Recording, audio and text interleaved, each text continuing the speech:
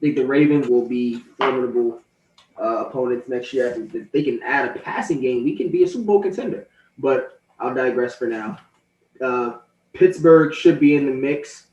They have a lot of questions to answer, but if they can get healthy, Pittsburgh should be in the mix. They will be in the mix. Should be in the mix. I'm just saying they missed the playoffs the last 3 years, bro. I'm just saying. They made the playoffs last year.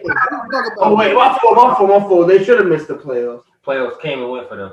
Mm-hmm. Playoffs came and went really fast for the team that was first for 3/4 of the season. Don't play the hard way, yeah. Welcome back. Through the hallway. Sweet Rashad, Just John, man, Rob. You can book it. John is on 10 today. What are you talking about? Nothing. He said you can book it as a reference to Devin Booker from our last segment. But we jumping into football, and the biggest football news right now, not the quarterbacks, believe it or not, in free agency. It is J.J. Watt, who told the people that, what do you say? He said, I take an hour before I figure out what he want to eat. What he want to eat. He wants to eat today, so it's going to take him a while to pick a team. And he picked the team. Arizona Cardinals. He teamed back up with DeAndre Hopkins. And hey, man, he said he wanted to play for a competitor that was really big. I follow a couple Browns fans on Twitter, and one of the bigger fan bases, they were trashing him while still showing the love that he had for J.J. Watt when trying to recruit him to the Cleveland Browns. But here we are, one of the tougher divisions in the league. And I guess that's the question now. What does that mean for J.J. Watt? What does that mean for Arizona? And in comparison, is the NFC West the toughest division in football? And if not, who?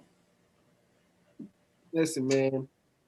The way y'all see this move for J.J. Watt, he's 31 years old. He figured this is my last chance to get a big payday. There was only 4 teams that allegedly offered him a contract. I believe the Browns, the Titans, I forget the other team, but I know the Cardinals are one of them. So 2 years, got like $31 million. I think 23 of it is guaranteed. He's just trying to play for the bag and have a chance to compete for a championship. So I ain't mad at him. But to answer your question, Todd, the NFC West was already the toughest division in football, and it just got even more tougher. And I'm jumping on the Cardinals bandwagon right now, like I've been last year. Kyler Murray for MVP. Let's go. Starting early. Kyler Murray for MVP. Early. What it means for J.J. Watt, he's out of purgatory.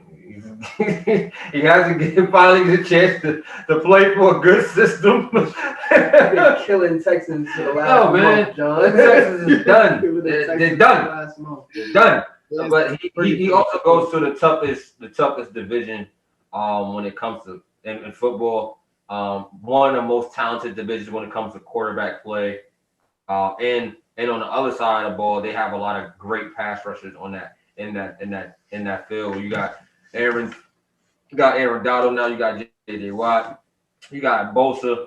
It's gonna be, Chandler Jones. Yeah, Chandler Jones. That's just to name a few. But I think that this was a good signing for him. This is a good signing for J.J. Watt. I think this I think the Browns trade the Browns deal would have been real interesting to see him and Myles Garrett on opposite sides of the field. That would have been crazy. But ultimately, I do believe in Kyler Murray's ability to get better. I do like the combination of Nuke and Kyler Murray and how explosive that offense can be. And it's already showing the size of how explosive they can be. That defense is great already. They just got better. I think that, they're not great. I mean, they got Buda Baker, Isaiah Simmons. I'm a big fan of him. Coming out of Clemson. He's a safety, but can play like a middle linebacker. So there's versatility there. You already had Chandler Jones. Now you add your boy J.J. Watt.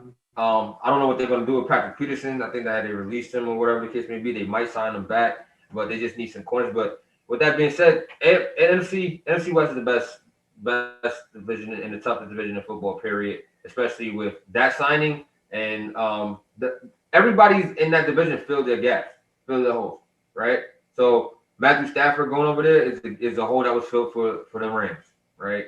You add another pass rusher over there for the Cardinals.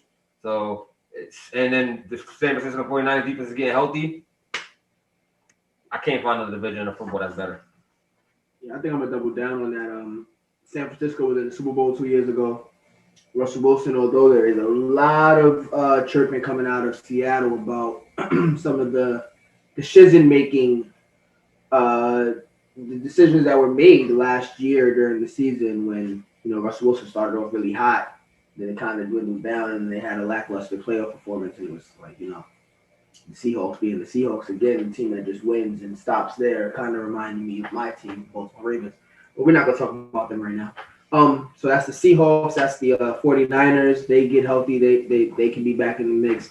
And then the Rams and the Cardinals have made the biggest splashes over the last 2 years. DeAndre Hopkins last year, had J.J. Watt this year for the for the Cardinals. And then Matthew Stafford. I mean, you would think that Jared Goff held it down. I mean, they went to Super Bowl 3 years ago. So they just got a lot better. Aaron Donald is still the best defender in football right now, arguably the best player in football right now, in his peak, So that division is really tough. I will open up the argument for the AFC North. I think the Ravens will be formidable opponents next year. I think if they can add a passing game, we can be a Super Bowl contender. But I'll digress for now. Pittsburgh should be in the mix. They have a lot of questions to answer, but if they can get healthy, Pittsburgh should be in the mix. They will be in the mix. Should be in the mix. I'm just saying they missed the playoffs the last 3 years, bro. They made the playoffs last year. Oh wait, my fault. They should have missed the playoffs. They didn't show up to the playoffs. They didn't win the division. They start 11-0 and then lose okay. They lose to the division foe. They get punched by a division foe without their head coach. You said they missed the playoffs. I'm just saying they made it. They made the playoffs. They showed up to the playoffs last year. Playoffs came and went for them. Mm-hmm. Playoffs came and went really fast for the team that was first for 3/4 of the season.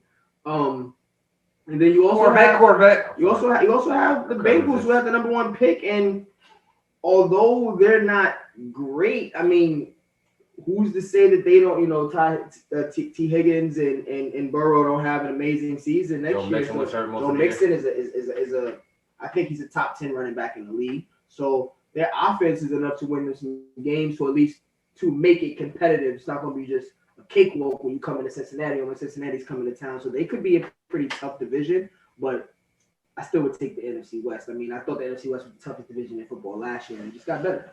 So I got the NFC West.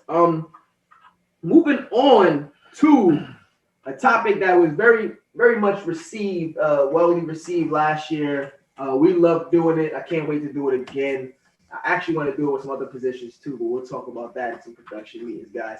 But we had a huge wide receiver competition last year where we took 16 wide receivers. We asked some of you guys to vote. We voted, and we took all of those votes, and we made a top 16 list. And from there, we broke it down tournament style. We came up with a top 10 list of 3 the hard ways top 10 receivers. Mm-hmm. Top of that list, going into 2020. Let's be fair, it was going into 2020. So the season had not started. It was in the it was in the off season, and the list was Mike Thomas was on the list, Julio Jones, DeAndre Hopkins, Tyreek Hill, Keenan Allen, Mike Evans, Chris Godwin. We had my boy Calvin Ridley.